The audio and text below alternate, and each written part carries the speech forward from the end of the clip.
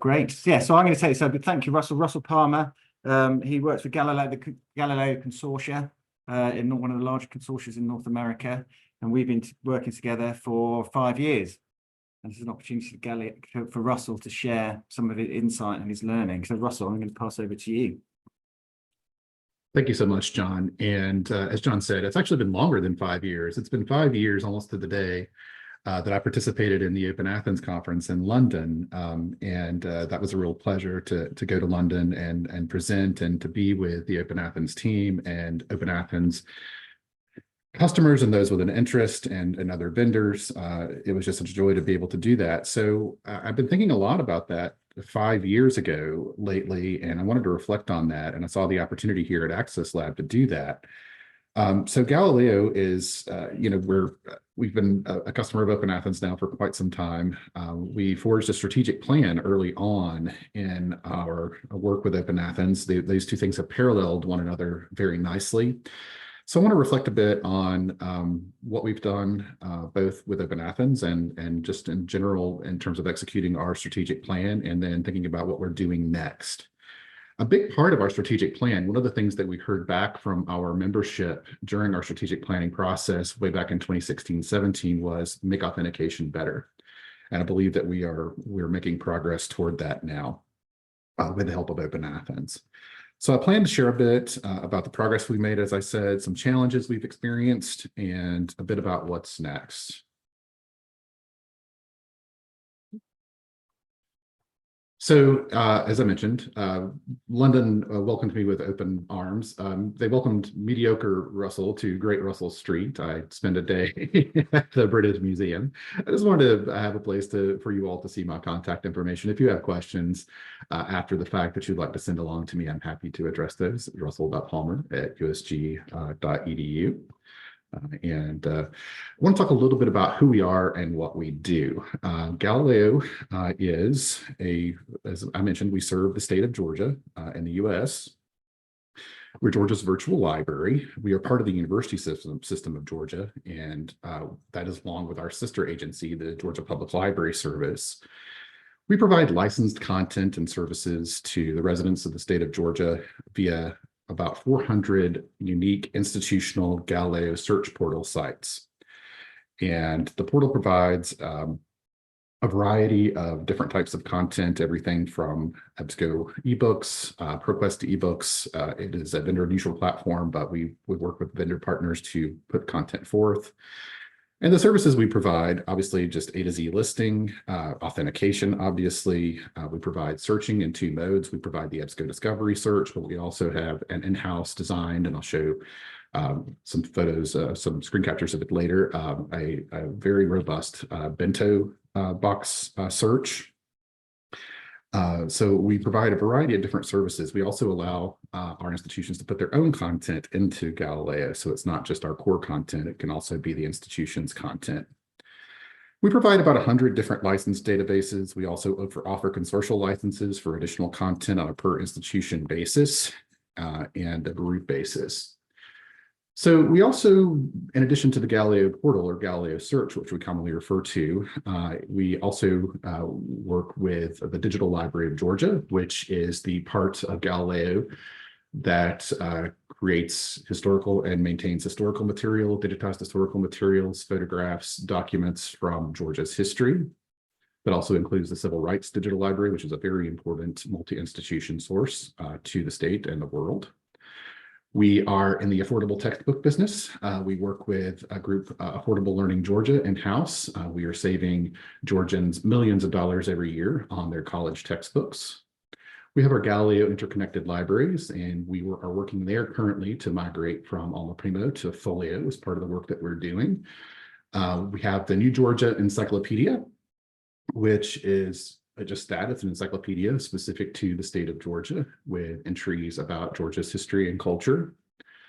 And we finally have the Georgia Knowledge Repository, which is our institutional repository for institutions in the state of Georgia, public and private institutions. And we also have a public library or 2 represented in there as well. So sharing this slide back from when I presented in London back in 2019, just to show our growth a bit.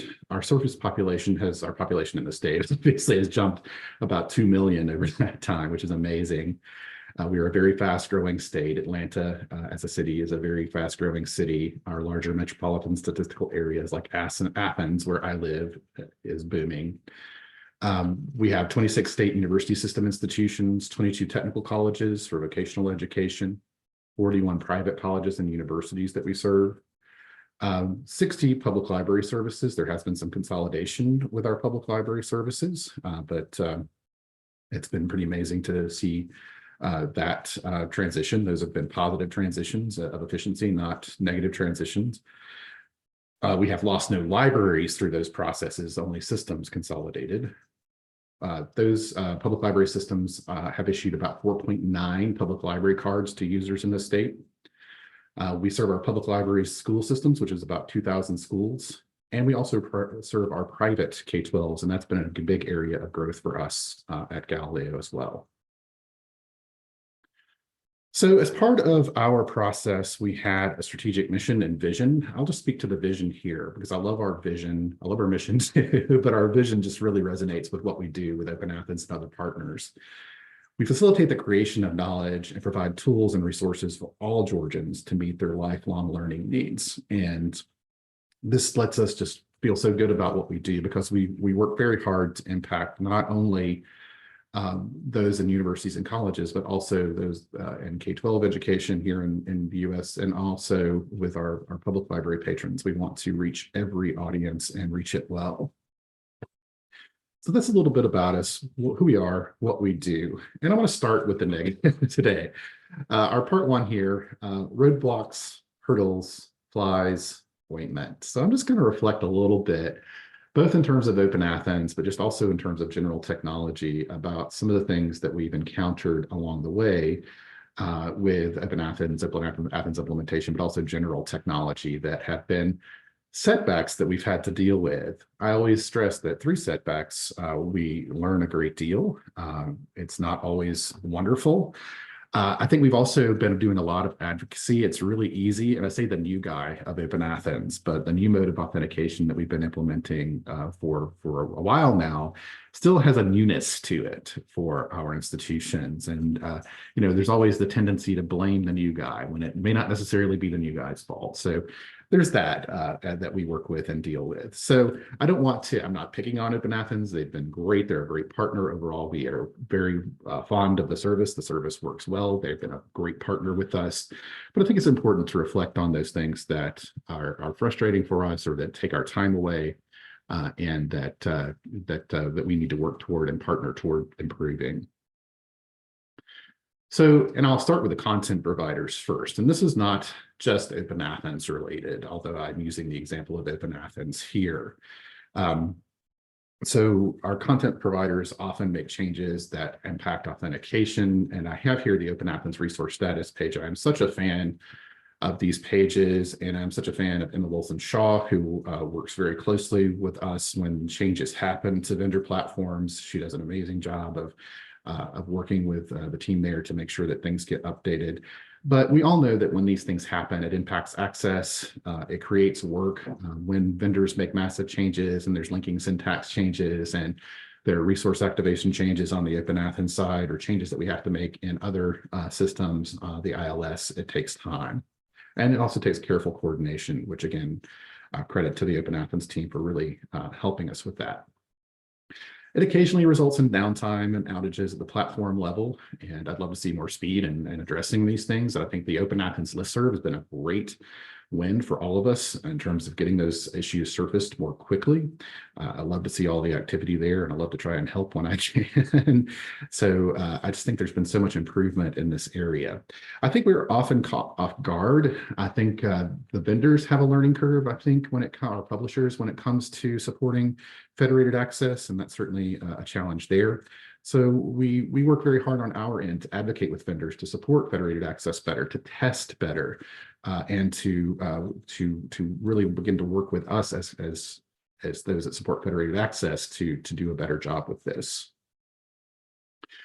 So just generally, unanticipated tasks take time, and it can take time away from other things. And this is OpenAthens or anything that we're working with, but some specific things with OpenAthens, just if you're a customer, you can relate. If you're not, it's something that we all worked with or dealt with, but it's not anything insurmountable. One of the most difficult things in time-sensitive things that we had to work with was with our public libraries. We have a centralized system for our public libraries in the state. It's an evergreen open ILS.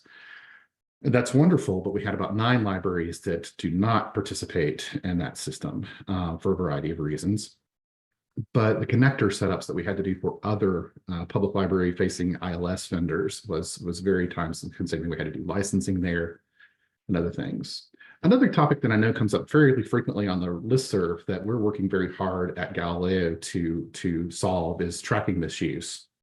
Galileo has been involved, along with our institution, Georgia Institute of Technology, with testing out the OpenAthens reporting API, and we're very excited about the potential for that, both in tracking misuse and looking at big data in terms of assessment. So we participated in a trial of that, and it was very successful. We were able to determine that we can definitely use that tool in the future to track misuse, and we plan to go forward with acquiring that at some scale. We haven't decided at what scale yet, but we do. Otherwise, OpenAthens has been incredibly helpful with that. I submit a ticket, and they help with tracking that misuse. Institutional IDP changes. Those connections change frequently, and it takes a fair amount of work and scheduling to coordinate with local IT.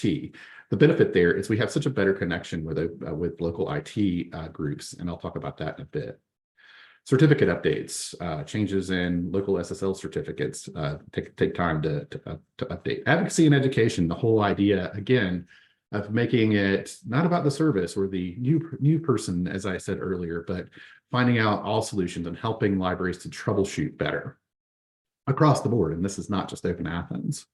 And setting up local systems. We spend a lot of time, some systems are more forgiving than others. We spend a lot of time, extra time setting up WMS, for example, for our libraries that have the WorldShare management services. And then local customizations. We want to leverage the power of OpenAthens, especially as it concerns things like attributes and the work that we can do there with collection development or with setting up permission sets and other things. And we spend a fair amount of time supporting that. Those are all very positive things that we can do. Those local customizations come along now and again, and there's such a fun thing to work through. We've done some unique ones. And the other thing I had it in my head when we first started working with OpenAthens, that attributes were going to solve all my problems and they can do a lot, but only if they can be passed. That's, again, a big part of working with local IT in this landscape has been getting those attributes in and getting them passed, which is challenging. There's some disconnect. We've worked very hard. We have an initiative where we've worked with an assessment group and our governance group to make sure that we can do this better. But we're certainly working to make sure that we can get more information into OpenAthens, both for reporting, but then also for controlling access in some cases. And I admit it, I'm an avid tennis player. You wouldn't know it to look at me, but I play tennis all the time. Some things I thought would be easy back in 2019 that were not. Managing things like dual enrollment. I remember speaking to the OpenAthens conference thinking I had this handled, the dual enrollment, and our campuses that were our special programs. We have a program called GoView, which is multiple students from different institutions with multiple faculty from different institutions. I thought those things were going to be easy. They didn't turn out to be easy. We got problems solved, but it wasn't easy. And then IT quirks and limited technology at some of our institutions. Some of our institutions don't have very fully developed IDPs, identity providers. So it's a lot to work through with that. So just all those little things that come up.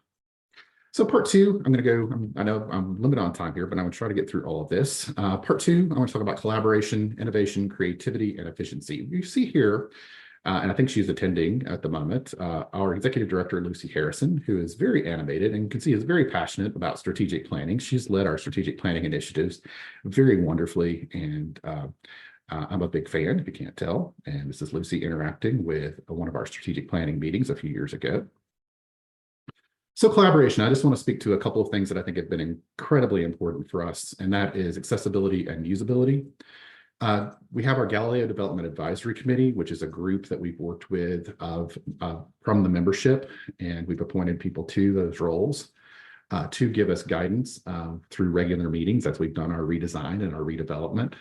And also the partnership with the Center for Inclusive Design and Innovation at Georgia Tech has been key. This group works with us to evaluate our sites for accessibility. We did initial evaluations, but I think the most important thing we've done was the investment in training for our developers and our team from CIDI.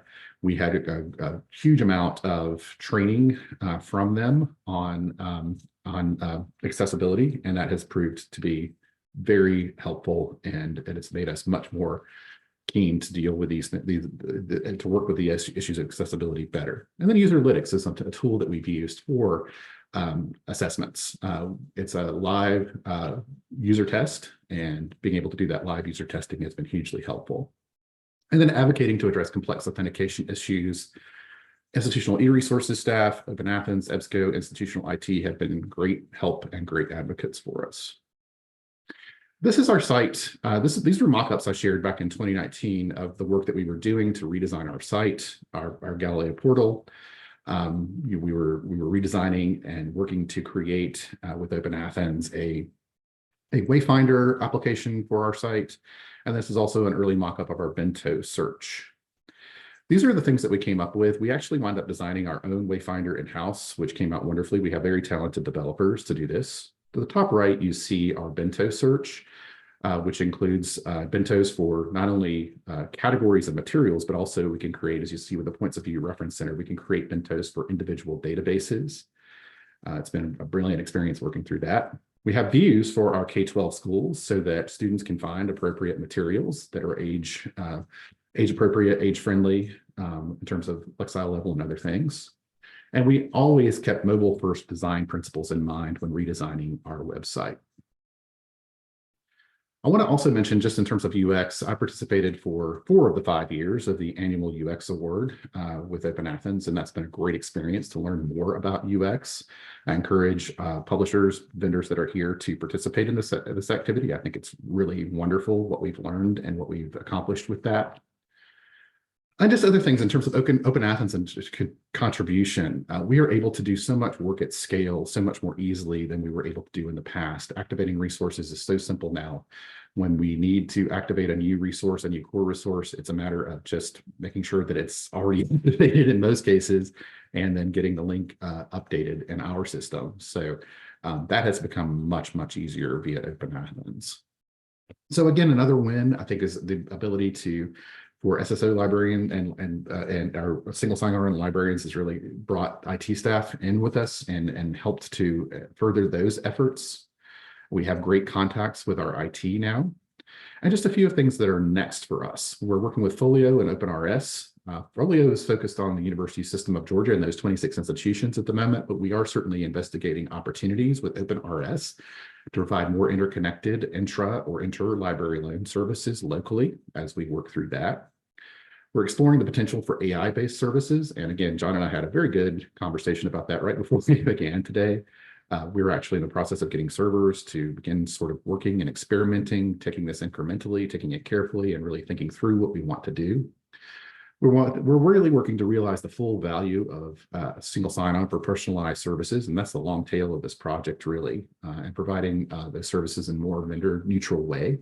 Then also finding the authentication holy grail, which is managing multiple affiliations. We want someone who is affiliated with both a public library and an academic institution, and their child is in K-12 schools, to be able to access streams of content much more easily through a single authentication point.